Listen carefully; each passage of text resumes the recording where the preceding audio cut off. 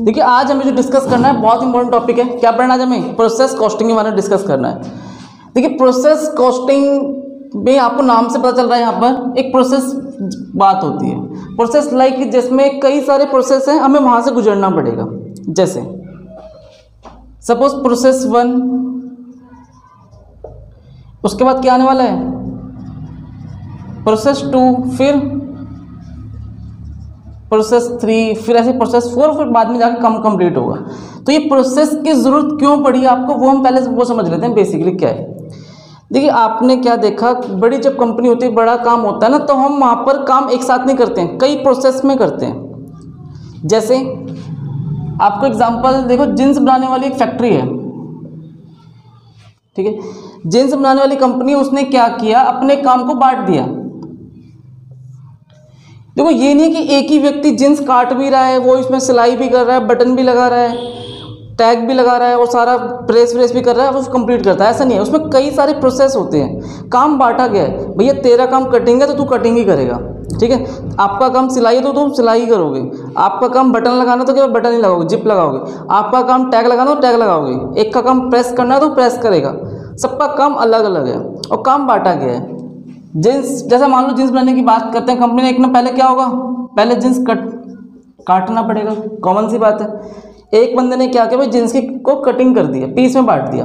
काटने के बाद अगला प्रोसेस क्या आता है, उसकी सिलाई, यही आता है। आपने उसकी पहले आपने कटिंग करी है, फिर स्टिचिंग कर दी, इसके बाद क्या आने वाला है, कोई जिप लगाने की बात करेगा या बटन लगाने की बात करेगा। अब देखो इतना करने के बाद फिर कोई लास्ट में क्या होगा, एक प्रेस का काम भी होता है। तो आपने देखा कि भैया एक काम काटने का काम है, एक का काम सिलाई करने का है, एक का बटन या जिप लगाने का है, और एक जैसे एक और ले सकते हैं हम, टैग लगाना। और लास्ट में क्या होने वाला है, प्रेस होने वाला है। तो आपने देखा जो जींस बनाने का काम है वो कई प्रोसेस से गुजरता है। पहला काम काटना, इसका काम केवल काटना, कटिंग मास्टर है भैया, कटिंग करेगा, सामान कहाँ जाएगा, प्रोसेस 2 में। प्रोसेस 2 के पास काम क्या पहुँचने वाला है, वो कहता है भैया मेरा काम केवल सिलाई करना है, मुझे केवल जींस सिलने से मतलब है। काटने का काम किसके पास था, फर्स्ट प्रोसेस में था, उसने मुझे काट के दे दिया। सिलाई होने के बाद अब उसमें क्या लगने वाला है भैया, बटन लगने वाला है, जिप लगने वाली है, वो काम कंप्लीट हो गया, उसका काम केवल इतना ही है, उसे बाकी काम से मतलब नहीं है। इसके बाद एक टैग लगाएगा पीछे, और उसके बाद क्या होने वाला है, प्रेस होकर वो पैकिंग का काम होता है। ये प्रोसेस 1, प्रोसेस 2, प्रोसेस 3, प्रोसेस 4 और प्रोसेस 5, आपने देखा 5 प्रोसेस से गुजरना पड़ा एक जींस को बनाने के लिए। लेकिन अगर आप टेलर पे जाते हो, टेलर क्या करता है, ये सारा काम अलग अलग करवाता है क्या, नहीं ना। वो कटिंग भी खुद कर लेता है, सिलाई भी खुद करता है, बटन भी खुद लगाता है, जिप भी खुद लगा लेता है, टैग वगैरह भी खुद ही लगा लेता है, प्रेस भी खुद ही करके कंप्लीट करता है। क्योंकि उसे पता है मेरे पास एक दिन में 3 काम आता है, 4 काम आता है, तो अपना काम कंप्लीट करता है। अगर वो ऐसे धीरे धीरे अगर सारा प्रोसेस में काम करवाएगा ना 4 जींस के लिए भी, तो एक पैसा बचा नहीं पाएगा, सारा पैसा डिस्ट्रीब्यूट हो जाएगा। लेकिन अगर कंपनी है, फैक्ट बहुत बड़ी बिजनेस की बात हो रही है, जहाँ हज़ारों जींस रोज़ बनती है, वहाँ आपको प्रोसेस में काम करना पड़ेगा। एक बंदा सारा काम नहीं कर सकता है। अब आप खुद सोचो, वो कटिंग भी करेगा, फिर सिलाई करने जाएगा, सिलाई करने के बाद फिर बटन लगाएगा, कितना टाइम वेस्ट होगा। प्रोसेस में काम होगा, काम इजी भी होगा और काम बढ़िया भी होगा, क्योंकि उन्हें पता है कि स्पेशलाइजेशन है उनके पास कि भैया मेरा काम केवल सिलाई पे ध्यान देना है, मुझे सिलाई अच्छे से करनी है, बाकी काम से मुझे मतलब नहीं है। बाकी काम बटन वाला देखें, बटन वाले को पता है मुझे बटन कैसे लगाने हैं, गलत लग जाएगा तो मेरे पर रिस्पॉन्सिबिलिटी आ जाएगी। प्रेस वाले को पता है कि मुझे प्रेस कैसे करनी है, अगर हल्की सी प्रेस गलत कर दी, कुछ ठीक प्रेस नहीं लग रही है, देखने में अच्छी लग रही है, तो मुझे सुनना पड़ेगा। तो यहाँ पर काम प्रोसेस में बटा हुआ है। अब आप समझना, प्रोसेस 1, प्रोसेस 2, प्रोसेस 3, ये हमने लिखा है यहाँ पर।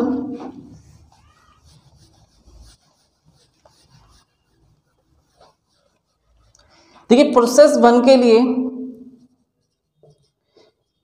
रॉ मटेरियल, देखो सबसे पहले रॉ मटेरियल आया किसके पास आया, प्रोसेस 1 के पास। देखिए प्रोसेस 1 के बाद, देखिए प्रोसेस 1 से निकलेगा आउटपुट। अब आपने देखा जींस पहले कटती है ना, जींस की पहले कटिंग हुई, वो प्रोसेस 1 के लिए क्या, आउटपुट। आउट मतलब जाना, वहां से कटिंग होने के बाद जींस कहाँ जाने वाली है, कपड़ा प्रोसेस नंबर 2 में। तो प्रोसेस नंबर 2 के लिए वो क्या बन जाएगा? आपने बोला कि सर इनपुट, बिल्कुल सही है, इनपुट बन गया। अब वो उस बंदे के लिए इनपुट बन गया। अब प्रोसेस 2 वाला क्या करेगा? उसमें धागा वागा लगा के सिलाई करेगा। मटेरियल तो यूज़ हो ही रहा है ना, चाहे धागा यूज़ हो, 3 तरह कुछ भी यूज़ कर रहा है वो, जो भी कपड़ा यूज़ करा जा रहा है। अब यहाँ से जो इनपुट आया, देखो इनपुट आने के बाद यहाँ से क्या निकला उसमें? आउटपुट। और जो ये आउटपुट निकल रहा है वो अगले वाले के लिए क्या बन जाएगा? इनपुट। प्रोसेस नंबर 3 वाले के लिए। और फिर 3 वाले से भी देखो यहाँ से जो आउटपुट निकला वो इसके लिए क्या बन जाएगा? इनपुट। ये फाइनल, अब जाके क्या बन जाएगा? Final finished goods. Finished goods. हमने देखा कि 4 प्रोसेस में जाके हमारा काम कंप्लीट होता है। Process 1, process 2, process 3, process 4। जो एक प्रोसेस का आउटपुट है वो दूसरे वाले के लिए इनपुट है। उसके लिए भैया वहाँ से सामान आया है, अब उसे उस पर सिलाई करना है। सिलाई करने के बाद उसके लिए वो क्या बन गया? आउटपुट। अब जो आउटपुट यहाँ से निकला वो प्रोसेस 3 के लिए इनपुट बन जाता है। क्यों? अगले को क्या लगाना है? बटन लगाना है, जिप लगाना है, टैग लगाना है, और उसके बाद प्रेस होकर वो फिनिश गुड बन जाता है, पैकिंग हो जाती है। तो आपने देखा जींस के लिए, शर्ट के लिए, कोई भी प्रोडक्ट हो इसी तरीके से प्रोसेस वाइज काम होता है। नोट करो से। देखिए अभी हमने देखा प्रोसेस 1। प्रोसेस 1 में भी क्या क्या यूज होगा? डायरेक्ट मटेरियल, लेबर और डायरेक्ट एक्सपेंसेस। बिल्कुल सही है। आपने देखा कटिंग के लिए मटेरियल चाहिए, कपड़ा आएगा थोक में आता है, लेबर चाहिए, कटिंग करने के लिए लेबर तो चाहिए होगा, और एक्सपेंसेस, कुछ ना कुछ पैसा एक्सपेंस भी हम ऊपर से खर्च करते हैं, जो भी हम अदर एक्सपेंसेस हो सकते हैं वो सारे। प्रोसेस 1 के बाद सपोज इसमें खर्चा आया 5,000 रुपये का। कितना खर्चा आ गया? 5,000 का। हम कहाँ पहुँचने वाले अब? प्रोसेस नंबर 2 पे। जो ये 5,000 खर्चा आया है वो यहाँ लिख देंगे, क्योंकि ये इसका आउटपुट क्या बन जाता है? इसका इनपुट। अब ऐसे प्रोसेस 2 वाला भी क्या करेगा? मटेरियल खर्च करेगा। देखो सिलाई करने में मटेरियल लगता है, धागा लगता है, चेक करो। लेबर भी लगती है कि नहीं लगती है? एक्सपेंसेस लगते ही लगते हैं। सिलाई करेगा, जेब वगैरह बनाएगा तो एक्स्ट्रा कपड़ा भी लगाना पड़ेगा। अब इसने मान लो सपोज खर्च करते 3,000 रुपये, तो ये प्रोसेस 3 को ट्रांसफर करने वाला है, 5 और 3 कितना हो गया? ये 8,000। समझ में कैसा है? देखो 5,000 की कॉस्ट तो पहले आ चुकी थी, 3,000 इसने भी खर्च कर दिया, कितना बन गया? 8,000। प्रोसेस 3 वाला भी क्या करेगा? फिर वो 3 खर्चे करेगा। कौन कौन से? मटेरियल, लेबर और एक्सपेंसेस। और सपोज 2,000 रुपये खर्च कर देता है, 8 और 2 कितने हो गए? ये 10,000। ये 10,000 जो सामान है वो क्या है? Finished goods. लास्ट में जो कॉस्ट आई है फाइनली वो कितने रुपए की आई? 10,000 रुपये कॉस्ट आई है। तो 10,000 का कॉस्ट एक साथ नहीं आया, डिफरेंट प्रोसेस में आया है। तो आपने देखा प्रोसेस 1, प्रोसेस 2, प्रोसेस 3 के बाद फिनिश गुड्स की बात करिए। अब आपको हम जो ले चलेंगे प्रोसेस अकाउंट बनाना सिखाएंगे। प्रोसेस 1 अकाउंट कैसे बनेगा, 2 अकाउंट, फिर 3 अकाउंट कैसे बनेगा, कैसे हम इसकी एंट्री करते हैं। पहले से कॉपी कर लो, फिर करते हैं। देखिए अब जो मैं पढ़ना है प्रोसेस 1 अकाउंट का, मैंने आपको अकाउंट बनाया है। यहाँ पर क्या लिखा है? यहाँ पर क्वांटिटी अमाउंट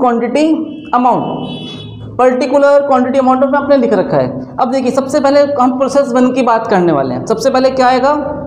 रॉ मटेरियल। क्या आने वाला है? Raw material. तो आप इसे लिख लोगे 2 डायरेक्ट मटेरियल।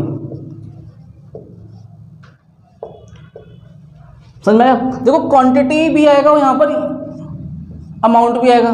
क्वांटिटी में क्यों आएगा? क्योंकि जो आप मटेरियल मंगा रहे हो कितनी क्वांटिटी का मंगाया है। जिन्स बनती है कंपनी में तो पता होता है कि भैया जो हम सामान मंगा रहे हैं रॉ मटेरियल, इसमें कम से कम 5,000 जिन्स बनेगी, मतलब 5,000 जिन्स तक का कपड़ा हमने मंगाया है। लेकिन वो जिन्स का कपड़ा कटा हुआ तो होगा नहीं, वो सब खुद काटना पड़ेगा। लेकिन कंफर्म हो गया कि भैया 5,000 क्वांटिटी बनेगा। हो सकता है 2 डायरेक्ट लेबर। लेबर में केवल अमाउंट की बात आएगी, क्वांटिटी की बात नहीं करेंगे। सुनो क्यों? देखो ऐसा क्यों होता है समझना। देखो मटेरियल तो कंफर्म है कि भैया कितनी क्वांटिटी के लिए आया है, लेकिन क्या लेबर में भी मटेरियल की बात होती है? क्या लेबर तो किस पे यूज़ हो रही है? मटेरियल पे यूज़ हो रहा है ना, क्योंकि आपको मटेरियल काटने के लिए इस्तेमाल किया जा रहा है, समझना, वहाँ कोई क्वांटिटी की बात नहीं है। और जो भी आप अदर्स खर्च कर रहे हो, डायरेक्ट एक्सपेंसेस, उसमें भी केवल क्या आता है, अमाउंट आता है।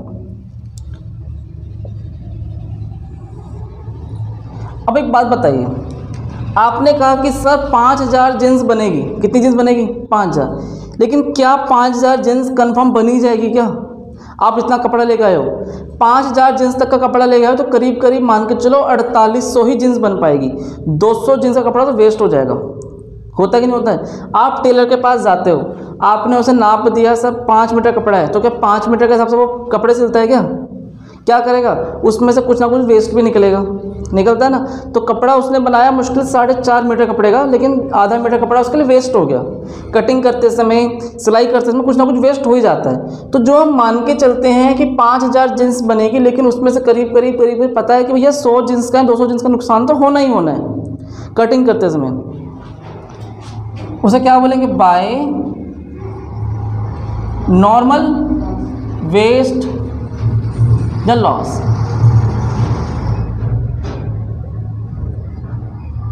क्या बोलेंगे उसे, नॉर्मल लॉस या वेस्ट।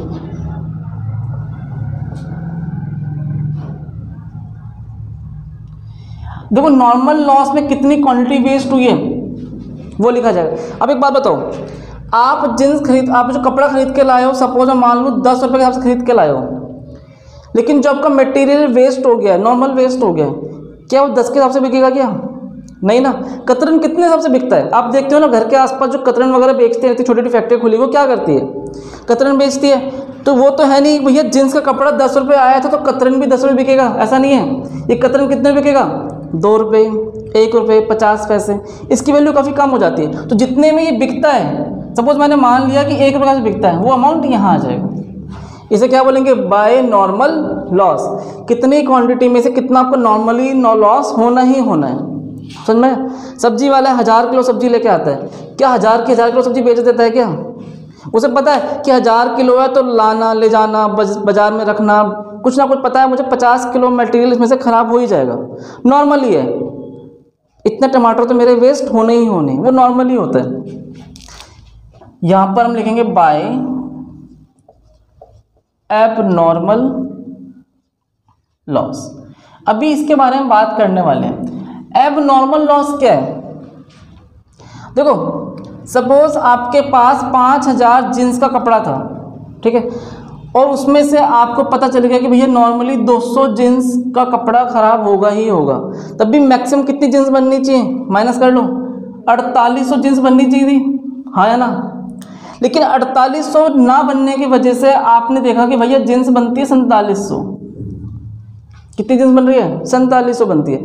आपने क्या देखा कि भैया 100 जीन्स का नुकसान और हो गया है। वो कैसा लॉस है, एब नॉर्मल, वो आपकी लापरवाही की वजह से खराब हुआ है। कटिंग मास्टर ठीक नहीं था, कपड़ा काटना चाहिए था 3 मीटर के हिसाब से 3.25 काट रहा है, गलती कर रहा ही नहीं कर रहा है, समझना बात को।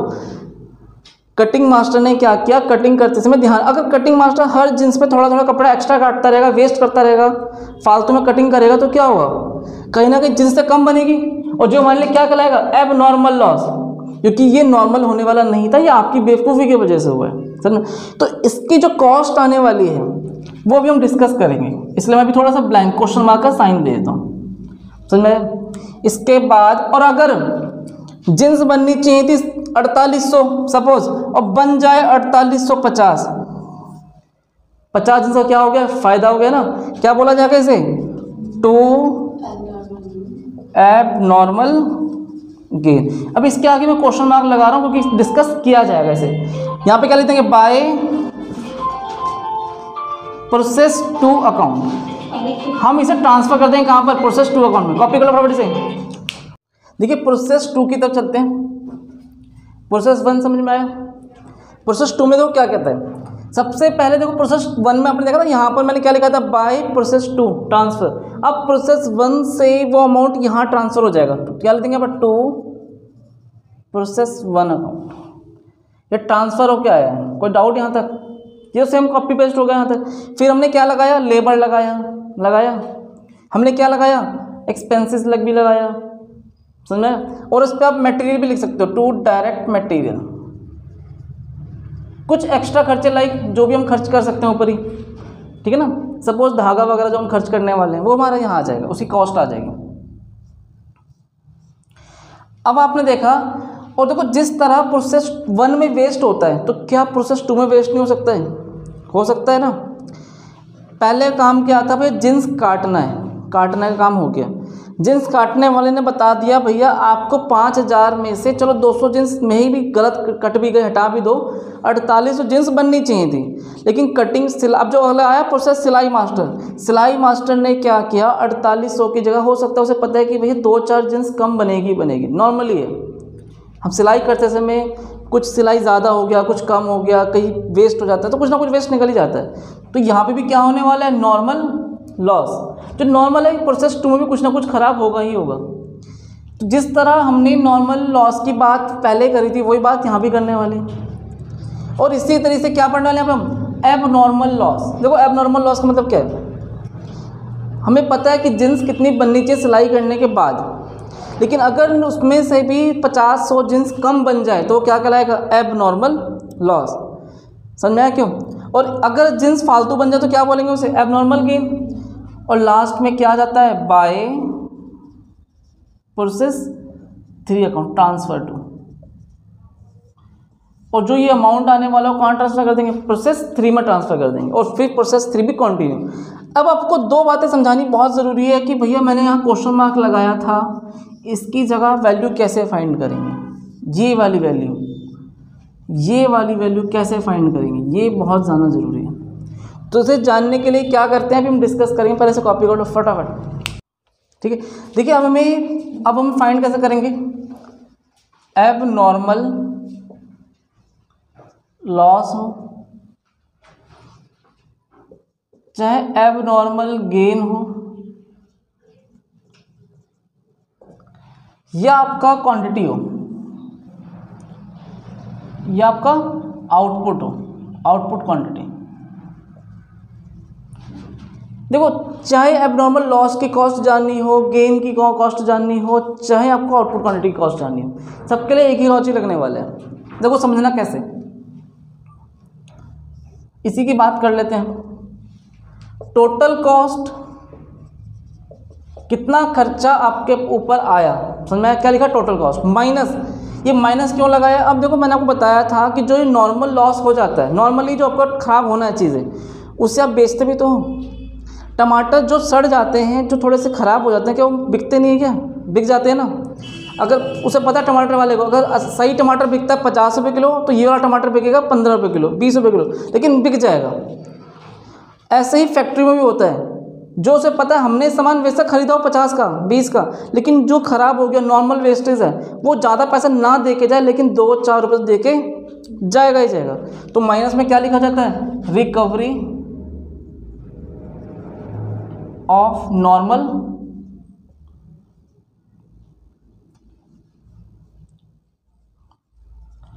लॉस। नॉर्मल लॉस से अपने कितनी रिकवरी करी है वो क्या कर देंगे, माइनस कर देंगे, डिवाइड बाय क्वांटिटी, और डिवाइड में क्या कर देंगे, नॉर्मल लॉस क्वांटिटी। सपोज अगर आपने अभी हमने बनाया था एक बीफ, दोबारा थोड़ा समझते हैं इसे रफली। आपने देखा कि सर यहाँ पे 1000 क्वांटिटी थी, प्रोसेस 1 की बात करते हैं, और 1000 क्वांटिटी का खर्चा कितना आया था, सपोज 10,000 मान लेते हैं, कॉस्ट कितना है 10,000 रुपये, ऊपर से आपने 5,000 रुपये और खर्च किए, कितना हो गया 15,000, 3,000 की अपने लेबर और लगा दी, कितना हो गया 18,000। आपको पता चल चुका है कि भैया 18,000 का कॉस्ट आया है, और इसमें से आपको पता चल गया by normal loss, normal loss है, नॉर्मल वेस्टेज कितना हो गया, आपको पता है इसमें से 100 यूनिट खराब हो चुके हैं, वेस्ट होना ही होना नॉर्मली है, और ये आपने बेच दिया 1 रुपये के हिसाब से, कितने का बिक चुका है 1000 का, बाय प्रोसेस 2। अब देखो 1000 में से 100 निकल गया तो कितना आ जाएगा ये 900, समझ में कितना है 900 आ गया। आपने क्या किया, इन सबको ऐड किया, 18,000। 18,000 में से किसको माइनस कर दिया, 1000 को। देखो कैसा है, 18,000 minus 1000 divide by 1000 minus 100, 17,000 divide by कितना आ गया ये 900। इससे आप डिवाइड करो कितना आ जाएगा, 170 डिवाइड बाय 9 करो, चेक करो कितना। आपकी जो कॉस्ट आने वाली है यहाँ पे क्या आएगा, 18.89। वो हमने क्या लिख दिया यहाँ पर, लिख दिया बाय प्रोसेस टू अकाउंट 18.89। अब आप खुद देखो, इसको 900 से इसे मल्टीप्लाई को कितना आ जाएगा, 17,000 आ जाएगा। कोई डाउट यहाँ तक? तो चाहे हमें आउटपुट कॉस्ट निकालनी हो, एब नॉर्मल गेन की कॉस्ट निकालनी हो, एब नॉर्मल लॉस की कॉस्ट निकालनी हो, सबके लिए यही फॉर्मूला लगने वाला है। कौन सा, total cost minus recovery of normal loss divide by quantity minus normal loss quantity. अब ये क्वेश्चन डिस्कस करेंगे, फिर बिल्कुल क्लियर हो जाएगा कॉन्सेप्ट। इसे कॉपी कर लो फटाफट।